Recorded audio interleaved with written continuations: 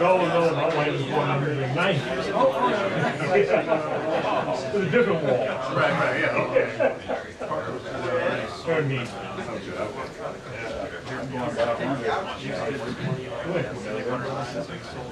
Really? Merry Christmas. Right.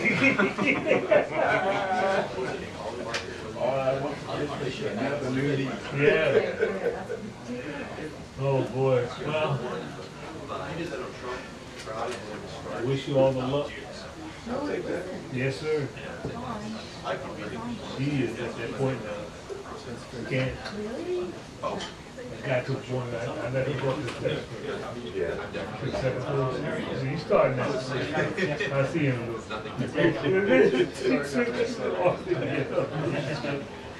I go and turn the alarm on. I go get everything sorted.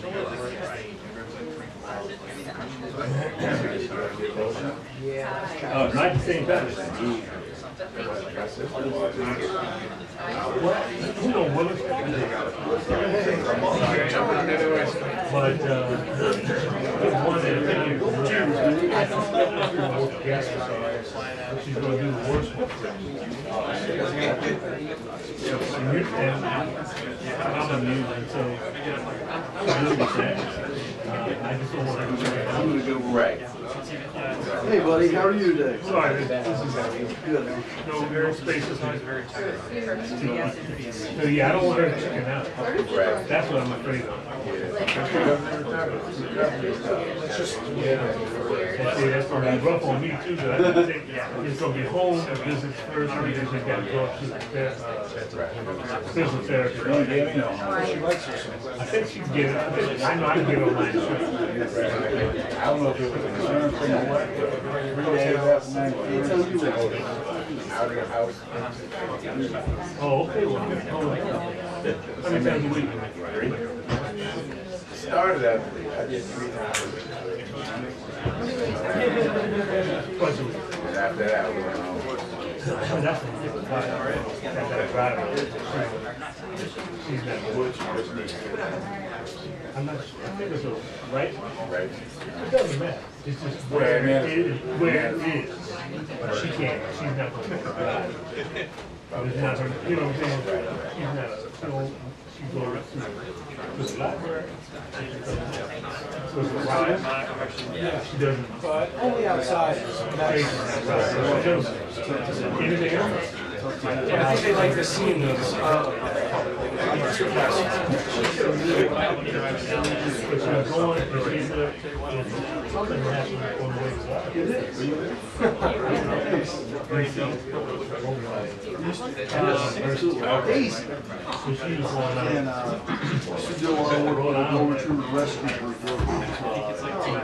so she's arrested.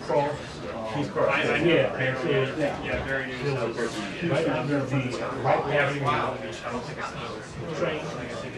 She's got a lot of friends. Daisy has a lot of friends. Daisy can be crazy. No, she ended up on that. Yeah. Okay, that is. So she said, I don't know how I just did it. Thanks, buddy. Go retrievers, man. Can't go wrong with go retrievers. Well, she was here right away. Absolutely. And right back to BC. Well, she got she had Okay. Is that what you were but it was You're right back. Yes, it was. It was. It was. Okay. Look at the crazy part is she had to stay Yeah. in the doggy cage. Yeah. And I went to go pick her up. And she's hanging with like 2 dogs years ago. And I said, To show a wide room. I said, what's the last thing? He said, you got more than one. He said, actually, we have 3 days. I didn't realize I was missing that. Yeah. So. I'm like, well, all right. It's a good thing they asked for the last name. Exactly. Is this your remote? Yeah, so, or some dogs done like me, which is the most likely scenario.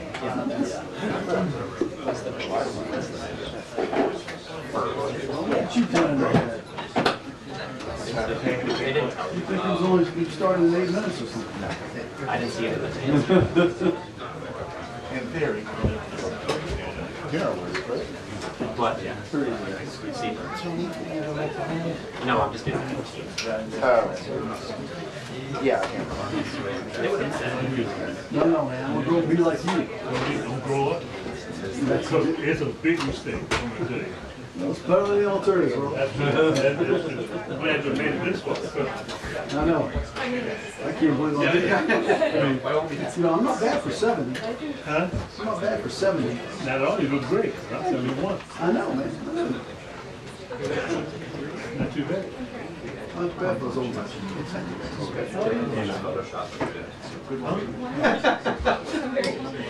What you guys write? It's socks over the mirror. You got socks over the minute.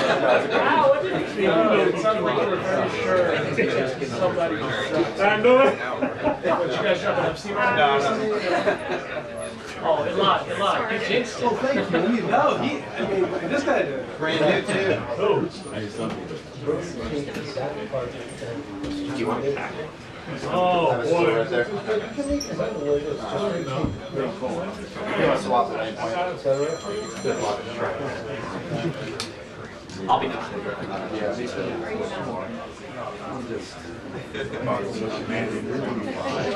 I'm shooting for him. Who's pulled today? Rodney, you pulled today? Yeah, that's what they say. What do they say? I don't want to say it out loud because the microphone's open. I think you embrace what you fear, young Jedi.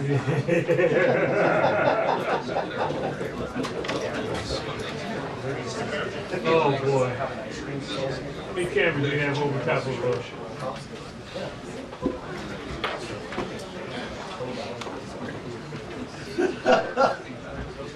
That's good.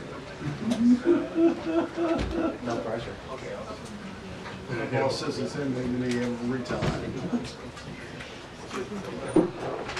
You know, it's bad in this giving cool. Oh, cool. Good. What's the thing on the list? What is that? It's called a belt pack. Oh, okay. So that's offshoot, that's it? No, it's essentially backpacks and camera bags and think tank. You know what? It works really well.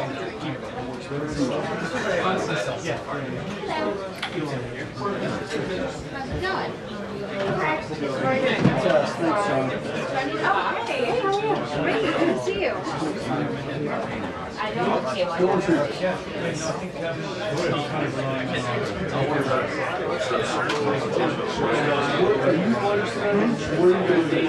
Wherever. I'm like right in there.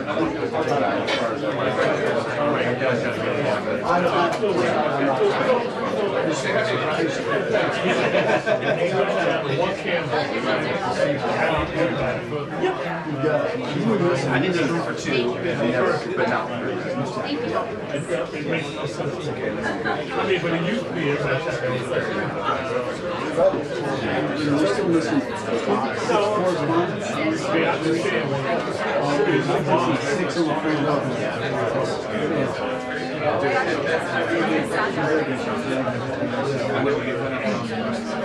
Really? The yellow tape? The yellow tape?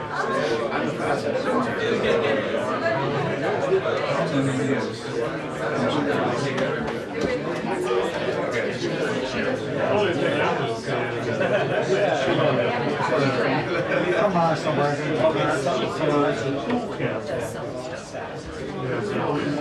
can't be by itself. And everybody else will come back. And you know, You said you've done the whole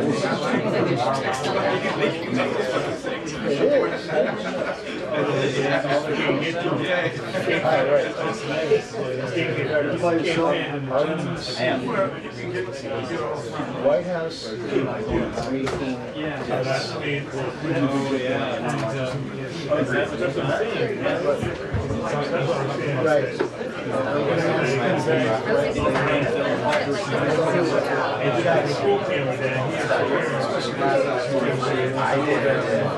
We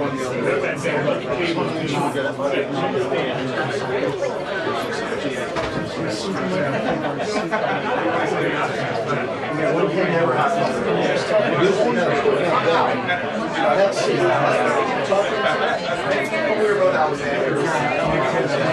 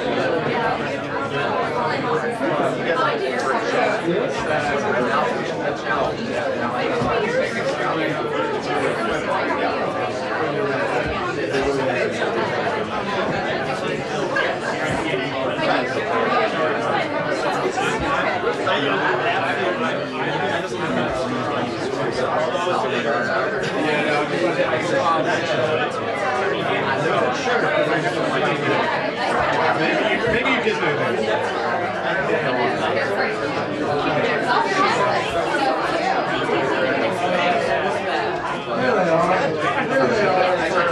Here's everybody.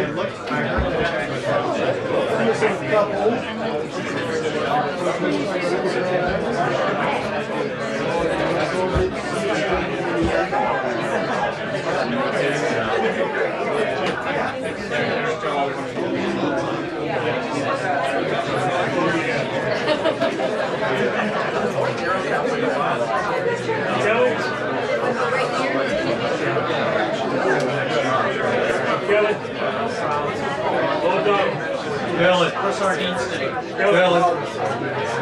Kelly, over here. Kelly.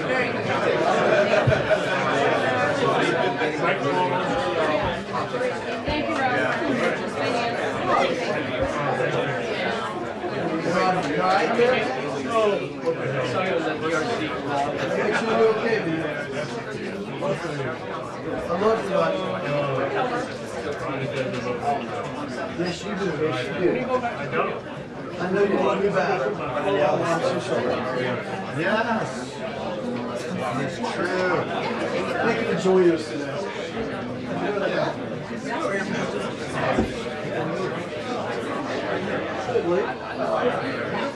I'm excited. It's gonna be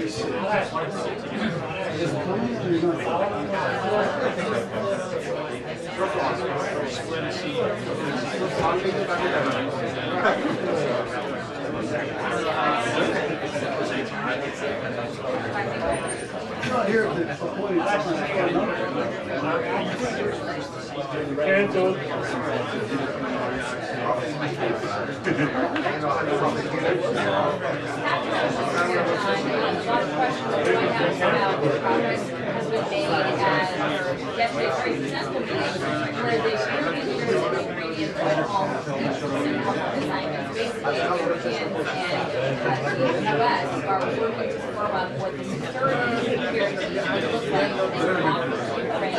Which will help Zelenskyy sell that home and his possessions that he was able to make as part of the deal terms.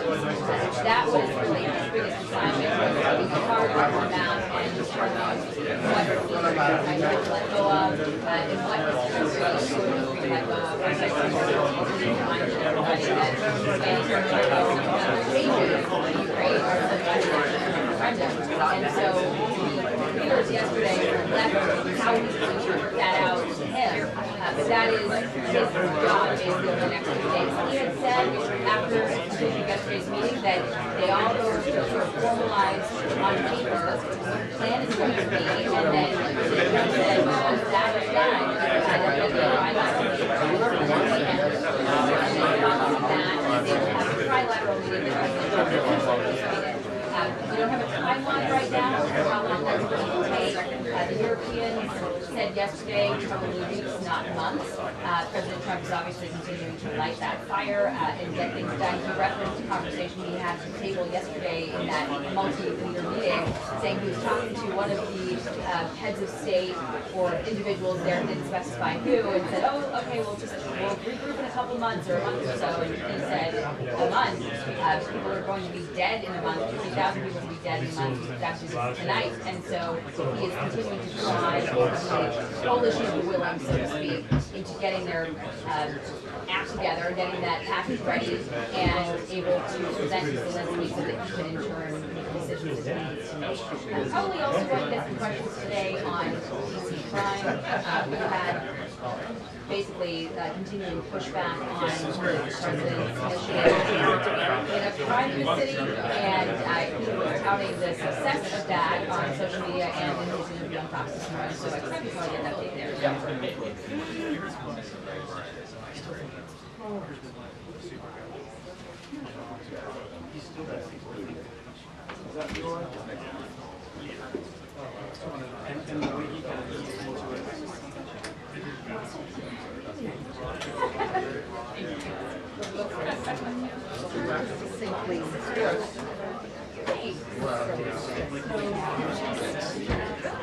Oh, good. Maybe a little bit. When you're traveling.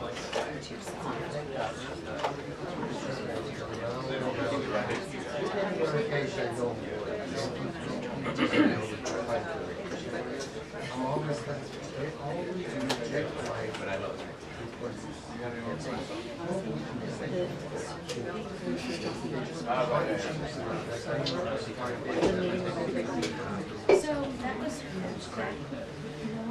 No. and basically does in terms of the right, and once he has right, and but does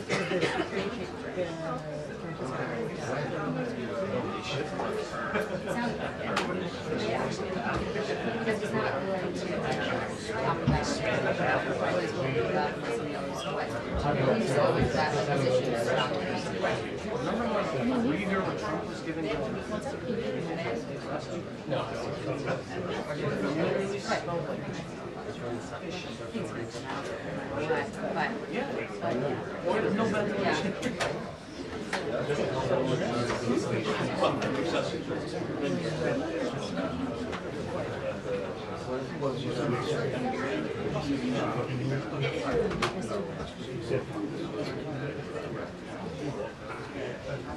Yeah. Oh, me? I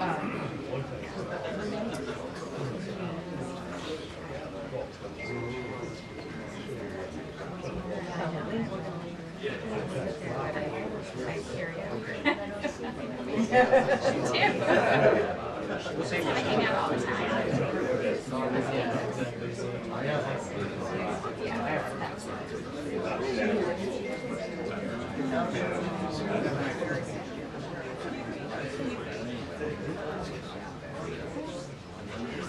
I'm not going to risk it. I can't risk it. Trouble coming through. Oh, you're coming through now? Oh my gosh. Oh, you know. Every briefing, I'm like, I'm gonna get out here early. Why would you do it? Thank you for joining us. Oh, 25 minutes. Right, Yeah. Cancel. 3:45. It's mental. Yeah, it is. That's a good color too. Everyone's rather simple. I want this. For a little bit longer. Can't wear that after races. What's tomorrow? What do I look like? Oh, it's Monday. Yeah. Very cool. Yeah. I see that they started saying it. Like, now you're gonna get I'm like, oh, stuff. Yeah, like very stressed about that. Happy to go to Alaska. Yes.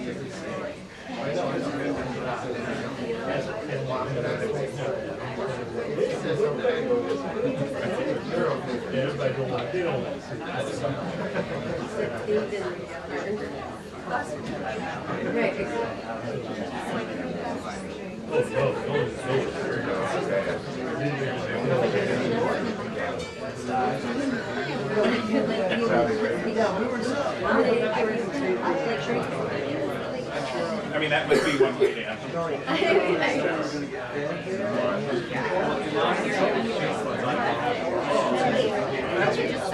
I know.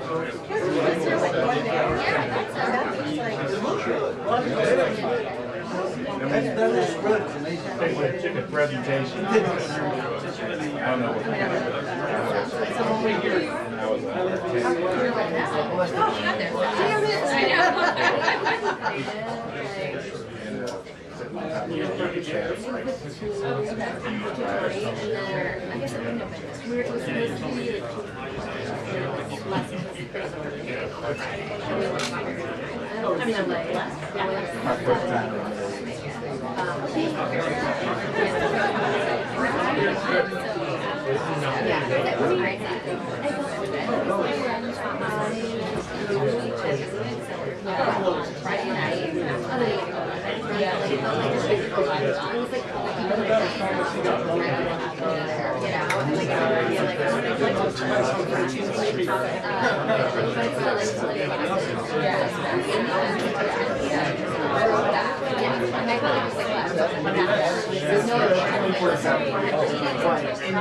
This one's here, my 15 years or so. Coming out, there's like some blurry goodness.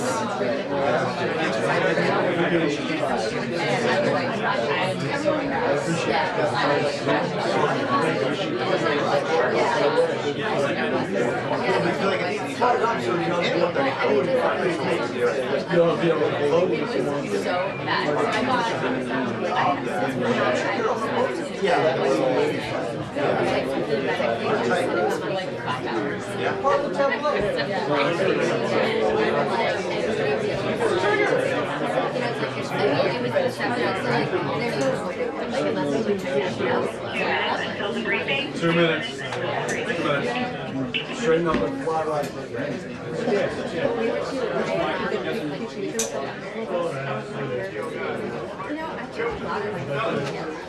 But I mean, like,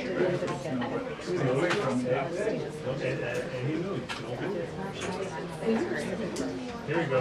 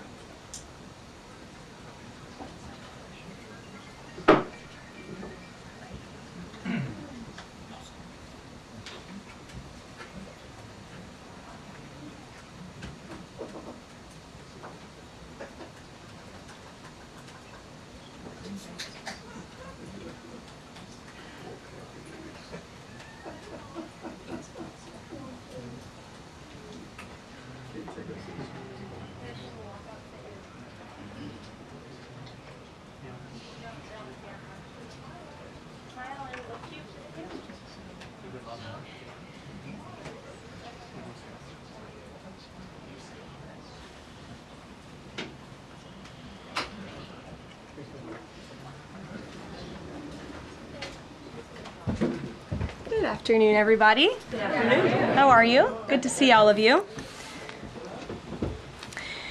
What we've witnessed President Trump accomplish over the last few days has been nothing short of remarkable. We are now 3.5 years into the war between Russia and Ukraine, a brutal conflict that has claimed hundreds of thousands of Russian and Ukrainian lives and cost trillions of dollars. The weakness and incompetence of Joe Biden foolishly allowed the killing to start in the first place. Until President Trump returned to office in January, the bloody and broken Biden status quo was to endlessly force American taxpayers to fund Ukraine no matter the cost, no matter how long it takes, and no matter how many lives were lost. There is no denying that Biden's America Last foreign policy moved the world further away from peace. President Trump rejected that failed approach and instead, over the last 7 months, has relentlessly pursued peace throughout his second term. And thanks to President Trump's efforts, we finally have movement after years of deadly gridlock. On Friday, as you all know, many of you were there, President Trump hosted Russian President Vladimir Putin in Anchorage, Alaska, for a bilateral meeting. This was the first time President Putin has been to the United States since 2015, and the first time he has met with an American president in years. President Putin publicly confirmed what President Trump has said all along. The war between Russia and Ukraine never would have started in the first place if President Trump were in office. This was always obvious to any person with a shred of common sense. Just look at what took place during the last 4 administrations. Under George W. Bush, Russia invaded Georgia. Under Barack Obama, Russia took Crimea. Under Joe Biden, Russia invaded Ukraine. But under President Trump, Russia did not invade nor take anything. President Trump is the only president this century, Republican or Democrat, who has held Russia in check and ensured peace in Europe. That's because Russia has always greatly respected President Trump and his peace through strength foreign policy approach. But overall, the bilateral talks in Alaska were very productive, and multiple key points were agreed to between the two leaders that truly opened up the door for Phase 2 discussions, which took place yesterday here at the White House, within 48 hours of that meeting in Anchorage, I may add. As you all know, there were many European leaders here, as well as Ukrainian President Zelenskyy. They all traveled here to meet with President Trump to maintain the momentum and work toward a lasting peace. Across the board, every leader credited President Trump for his decisive leadership that has reignited the dialogue in hopes of finally bringing this war to a peaceful conclusion. 2 quotes in particular capture the progress that was made and the optimism moving forward. Finnish President Alexander Stubb said, "I think in the past 2 weeks, we've probably had more progress in ending this war than we have had in the past 3.5 years. Again, that is the president of Finland, a country that shares a border with Russia. That's what we call the President Trump effect. NATO Secretary General Mark Rutte also summed it up well. Without President Trump, this deadlock with Putin would not have been broken. He is the only one who could do this." Following the encouraging conversations yesterday, President Trump spoke with President Putin by phone, and he agreed to begin the next phase of the peace process, a meeting between President Putin and President Zelenskyy, which would be followed, if necessary, by a trilateral meeting between President Putin, President Zelenskyy, and President Trump. As the president said, Vice President Vance, Secretary Rubio, and Special Envoy Witkoff will continue to coordinate with Russia and Ukraine to make this happen as soon as possible. It's very important to remember that before President Trump's landslide victory last November, there was no end in sight to this bloodshed. Now, there may finally be light at the end of the tunnel and an opportunity for lasting peace. That's because President Trump is the peace president, and American leadership is back on the world stage. It should not be lost on anyone in this room that world leaders are coming right here to Washington, D.C. for help. While previous presidents have traveled halfway around the world to apologize for America, President Trump stands up for America, and he has firmly restored America's status as the undisputed leader of the free world. However, one thing that has absolutely not changed is the media's negative and downright false coverage of President Trump and his foreign policy accomplishments. From the beginning of this entire process, much of the left-wing media has been actively rooting against the President of the United States in the pursuit of peace. Initially, the media ridiculously claimed that President Trump was somehow beholden to Russia for even agreeing to have a face-to-face discussion with President Putin inside of the United States. The media said President Trump was making a grave mistake by, quote, legitimizing Putin. They were aghast that President Trump would treat another world leader like a world leader. The media relentlessly attacked President Trump and claimed he suffered a, quote, major defeat for not immediately emerging with a final agreement, even though he said heading into that meeting, this was a meeting to listen and to understand how to move the ball forward. All weekend following those historic U.S.-Russia bilateral talks, we listened to clueless pundits on television trying but failing to claim that the president had failed.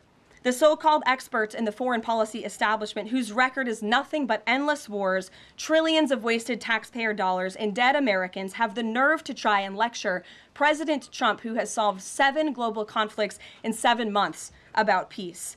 This is the same president, by the way, who brokered the Abraham Accords in his first term, on top of more than half a dozen other peace deals this year alone, as I just said.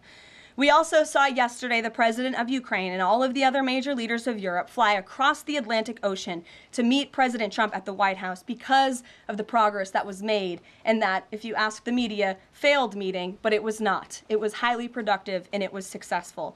This is why Americans' trust in the mass media is at a lowest point in more than 5 decades. Diplomacy is a delicate process, and instead of reporting the facts about what is happening here at this White House and what is happening between this president and other leaders around the world, many outlets in this room continue to try to actively undermine the president and sabotage the efforts towards peace. That is why I felt the need to set the record straight. In other news, on the home front, President Trump's efforts to make D.C. safe again are working. There have been a total of 465 arrests since the start of this operation on Thursday, August 7th. Last night, there were a total of 52 arrests, including the arrest of an illegal alien MS-13 gang member with convictions for DWI and drug possession. Thanks to President Trump's leadership and the outstanding work of both federal and local law enforcement, dangerous gang members like the one picked up last night will not be allowed on the streets of our nation's capital.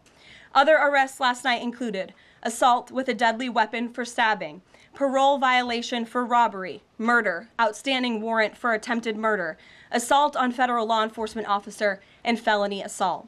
4 more homeless encampments were also removed during yesterday's reporting period. To date, a total of 48 homeless encampments have been cleared in Washington, D.C. by multi-agency teams. MPD patrol units are actively working with city officials to locate and clear additional encampments and remove homeless residents off of Washington's streets.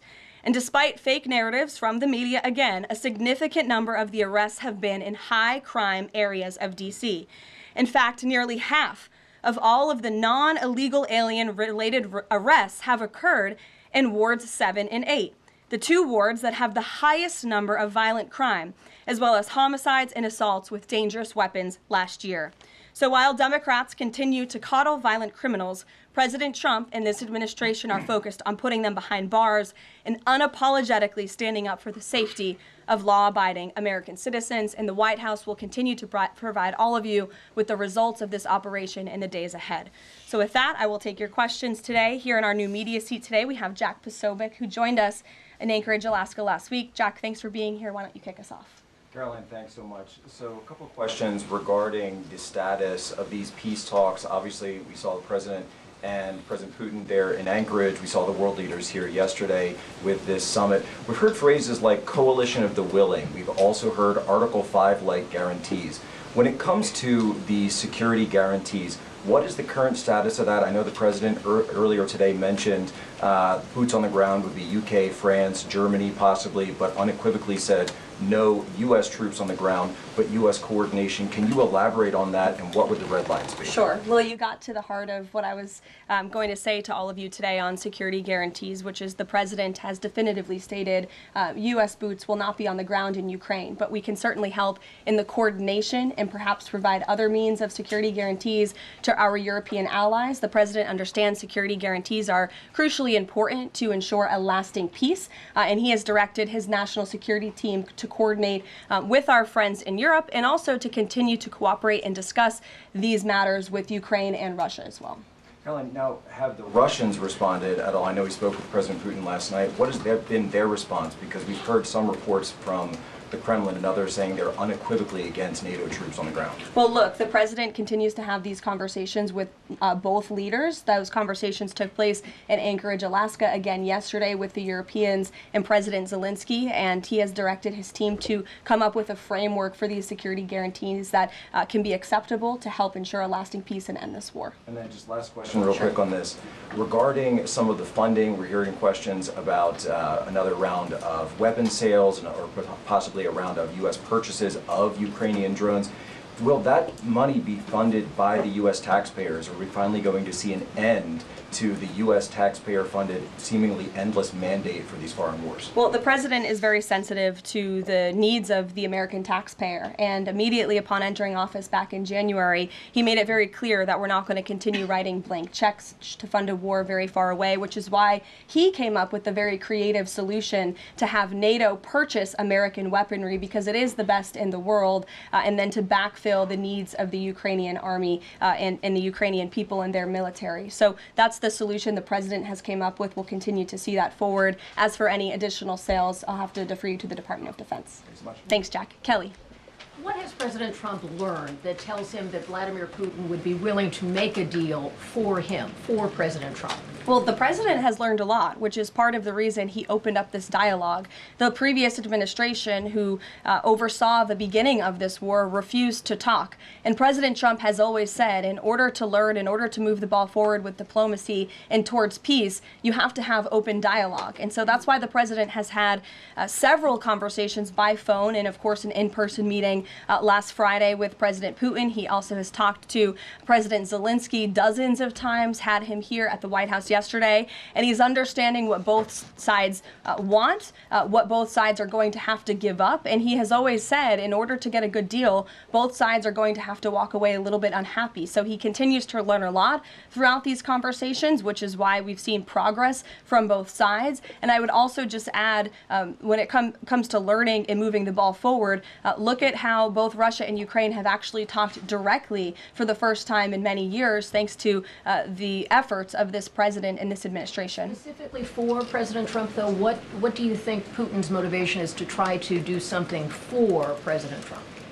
as opposed to just resolving the conflict? I think, as I just spoke to in my opening remarks, Kelly, Russia and all countries around this world actually respect the United States again, and the president is using the might of American strength to demand that respect from our allies, our friends, our adversaries all around the world. And we've seen that not just lead to progress with Russia and Ukraine, but also we've seen it in the closing of 7 global conflicts around the world as well. We've seen it with the release of hostages in Gaza. You've seen it with the end of the conflict between India and Pakistan, which could have resulted in a nuclear war if we had not had a president who believed in the strength and the leverage that comes with the job of being the president of the United States of America. Rachel. Thanks, Caroline. Heading into Alaska, a lot of the focus in the talk was on this trilateral meeting between these 3 leaders. Can you explain how this went from a trilateral meeting involving President Trump to now the focus being on this bilateral meeting without the president first? Well, look, the president has spoken to both leaders about this, and both leaders have expressed a willingness to sit down with each other. And so our national security team will help both countries do that. Ultimately, the president has always said that there are areas of disagreement in this war that will have to be discussed discussed and decided upon by these two countries. And so he wants these two countries to engage in direct diplomacy. He said that from the very beginning, which is why he's agreeable to the idea of having President Zelenskyy and President Putin get together. And I understand accommodations for that meeting are underway. As soon as we hear more details, we'll be sure to let all of you know. And just a quick follow-up. We know as of right now there is no ceasefire in place. We've seen Russia continue its attacks on Ukraine. What indications is the president getting from Putin that he wants to have this meeting with Zelenskyy soon? Because he spoke to him directly yesterday. And he expressed that sooner rather than later. He spoke to that directly yesterday, and the president put that in his statement that he gave to all of you, the news media, knowing you'd be asking following that conversation in the effort of transparency. Haley. Hey, thanks, Caroline.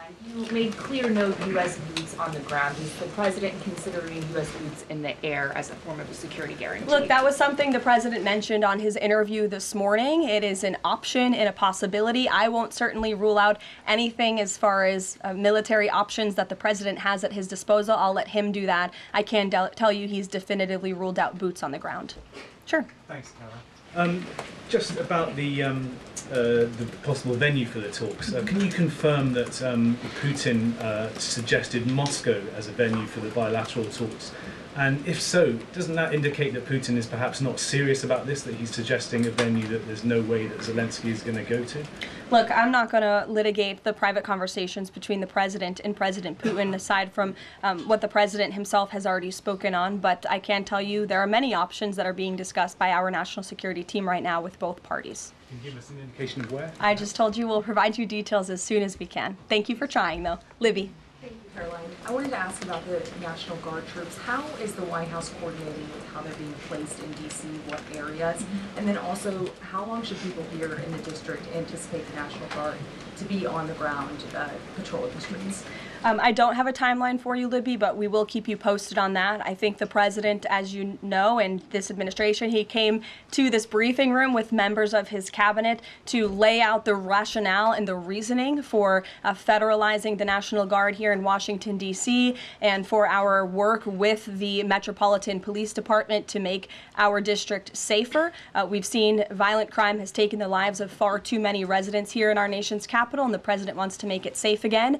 And as for the coordination efforts, this interagency team is meeting and talking daily. In fact, there's a meeting taking place right now in the West Wing with members of the interagency task force to continue to discuss not just the National Guard deployment, but also how we can continue to remove public safety threats off of the streets of Washington, which, as the numbers I just showed you prove, they are doing every single night. I will just reiterate, 465 total arrests and counting since the start of this operation. I believe 11 or 12 days ago, I'll have to check the calendar, but those are pretty remarkable results. If not for this task force and their high level of coordination and the leadership of this president, there would have been 465 more violent criminals on the streets of this capital that you all live in every day. So I think we should all be very grateful for that. Stephen. Thank you, Caroline. 3 questions about the D.C. crackdown. Sure. First, I was wondering if you could clarify something President Trump said. He mentioned getting rid of the slums where criminals live. Was he talking about tents or permanent residential buildings? And then the mayor has expressed an interest in clarifying how much of a focus illegal immigration enforcement is as part of this crackdown. Can you say anything about that? Sure. And third, any preview on the beautification? 3 questions. I'll try to answer all 3 of them pointedly for you. First, when it comes to what you said and the president said, the slums of Washington, D.C., he's referring to the most dangerous communities, neighborhoods, and streets in this city where, unfortunately, violence has ravaged these communities and taken the lives of, again, far too many law-abiding D.C. residents. We know on July 5th of this year, just more than a month ago, a 3-year-old beautiful young girl was shot and killed in her car with her family in one of these communities, which is why there has been a surge, despite what many of you have been falsely reporting. And I believe it was the Washington Post who put out a map claiming it to be fact-based when it was just based on, I don't know, accounts that they've heard on the street, not actual statistics and data. So we went and reconfigured the numbers, and as I said, nearly half of all the non-illegal alien-related arrests have occurred in wards 7 and 8 in the District of Columbia, where we know, excuse me, there's the highest rate of crime. So we'll continue to do that. And what was your second question, Stephen? Legal immigration, how much of a focus that is? Yeah, look, I mean, the focus is to make D.C. safe and beautiful and to remove public safety threats and violent criminals from our streets. streets. If federal law enforcement, with the help of the Metropolitan Police Department, come across illegal aliens, of course, we are going to abide by this administration's policy of law and order, and we are going to remove illegal criminals from our nation's capital. They will be detained and deported, just like they are in every other community across the country. Kristen. First question is, whose idea was it to change the next steps from a trilateral to a bilateral meeting? It was an idea that evolved in the course of the president's conversations with both President Putin, President Zelenskyy, and the European leaders yesterday. And as you saw, Kristen, with all of those European leaders leaving the White House, including the NATO Secretary General, they all agree that this is a great first step. And it's a good thing that these two leaders are going to be sitting down together, and the president expects that to happen. And how long is Trump willing to wait and operate in good faith for Putin to actually arrange a meeting before he intervenes? Look, the president has put tremendous public pressure to bring this war to a close. He's taken actions, as you've seen, sanctions on India and other actions as well. He's made himself very clear that he wants to see this war end, and he has scoffed at the ideas of others that have been raised that we should wait another month before any meeting takes place. The president wants to move, and he wants to bring this war to an end as quickly as possible. Just a clarification on something you said earlier about Putin agreeing to the meeting. The Kremlin seemed to indicate that Putin did not firmly agree to a bilateral. Did he agree to have a sit down with just Zelenskyy on the phone? I can assure you that the United States government and the Trump administration is working with both Russia and Ukraine to make that bilateral happen as we speak. Sean. Hey, if the point is to get everybody on the same page, why wouldn't Trump just take the call from Putin while the other leaders were in the room? He said it would be disrespectful to do that. But why is it disrespectful? With all due respect, only a reporter from the New York Times would ask a question like that, Sean. The president met with all of these European leaders at the White House 48 hours after sitting down with President Putin on American soil. In fact, there was so much progress in the readout that was given to these European leaders immediately following his meeting with President Putin that every single one of them got on a plane 48 hours later and flew to the United States of America. And if I could just read for all of you some of the statements from those European leaders yesterday, you had President Zelenskyy himself saying it was a very good conversation. It was really good. We spoke about very sensitive points. The Secretary General, Mark Rutte, it was the president, only because of the president, that this deadlock was broken, but with President Putin by starting a dialogue. So these leaders, who this war is in their backyard, are very grateful that the president took that call and that he was there to provide them with a readout of Russia's thinking on this, something that was not done by the previous administration at all. Catherine. Thank you. Is the White House looking at Budapest as a possible location? I'm not going to confirm or deny locations. We'll provide you with details as soon as we can. Just following up on Kristen's question, I understand that the White House is working and allies are working to make this meeting happen, but did Putin promise to do a meeting with Zelenskyy, a direct meeting, in the coming weeks? He has, and I just answered that question for you. Franco. Thanks. I just want to clarify.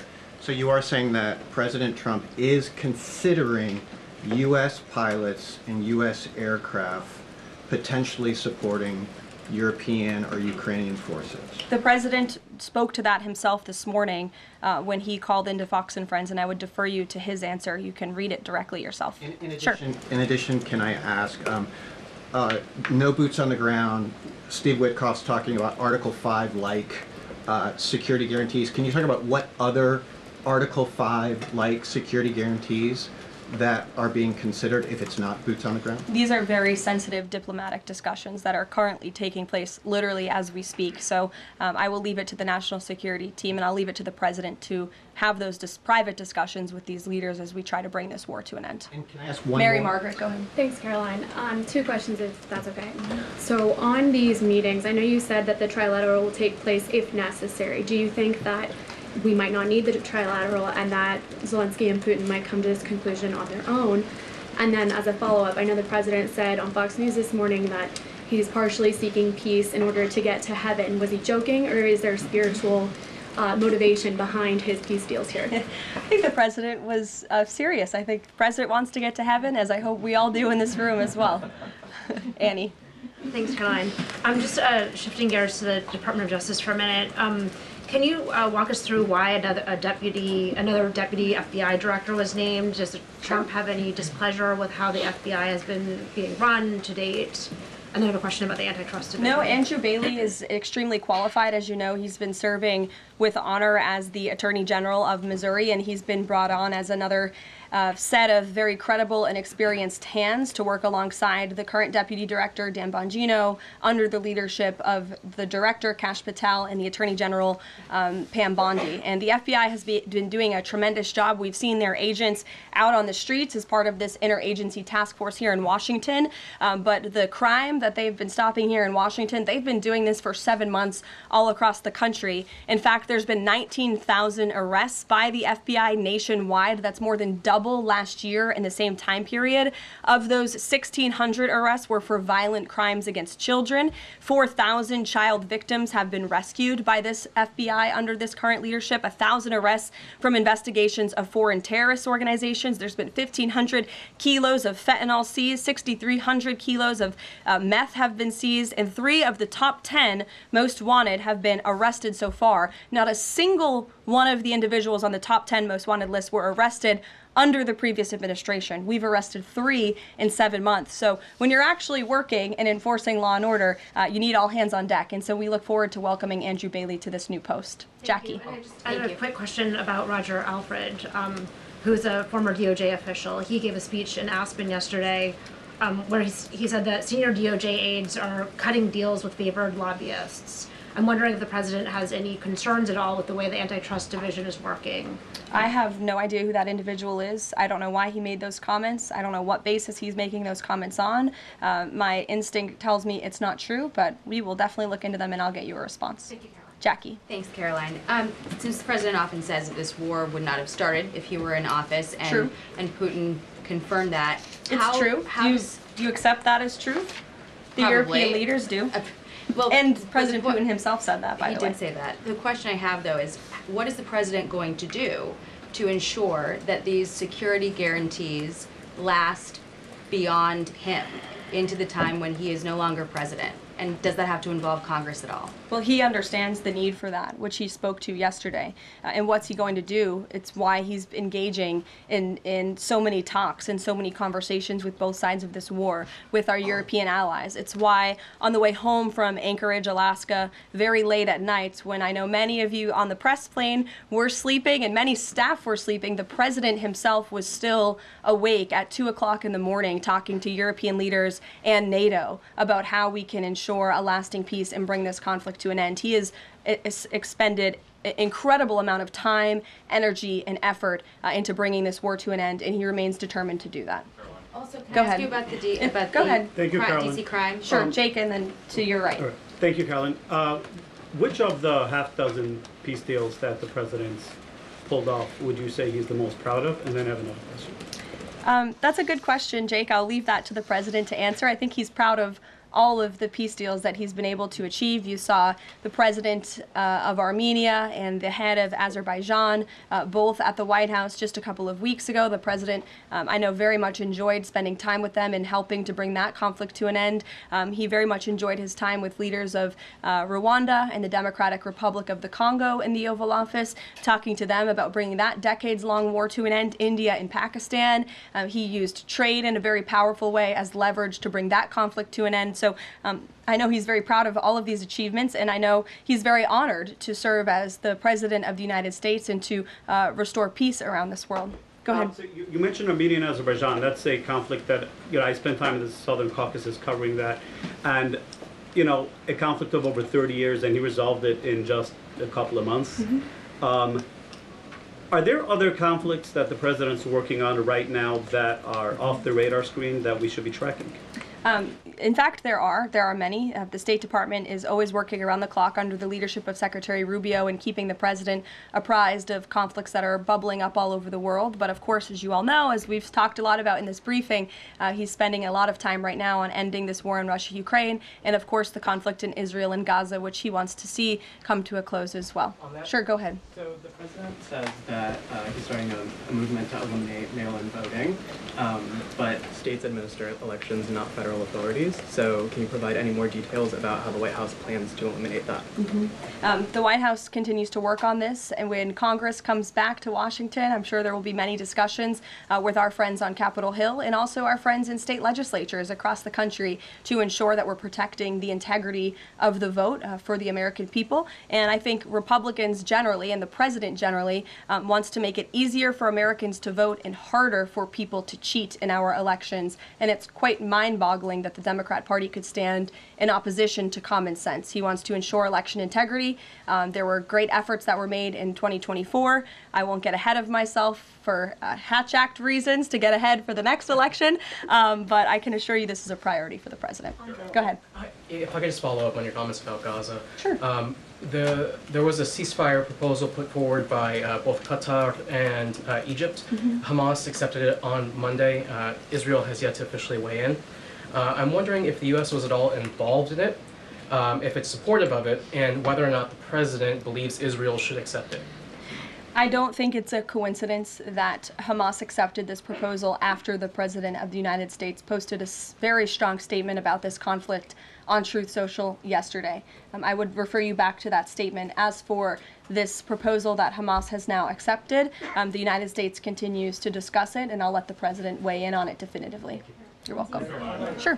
Caroline, can you describe the President's perspective on taking a stake in Intel in exchange for federal grants? And is this are we expecting to see the White House make similar arrangements with other semiconductor companies and manufacturing companies? Well, the president, he's been very clear about the need to reshore manufacturing that's critical to our national and economic security. That is especially in regards to chips and semiconductors, which is why the president has initiated the Commerce Department to conduct a study on semiconductors, a Section 232 investigation, so we can ultimately implement tariffs. And it's why our export license requirements remain in place as well. As for this 10% government stake deal, the Department of Commerce continues to work on it. I know Secretary Lutnick is working on it and ironing out the details, but the president wants to put America's needs first, both from a national security and economic perspective. And it's a creative idea that has never been done before to ensure that we're both reshoring these critical supply chains while also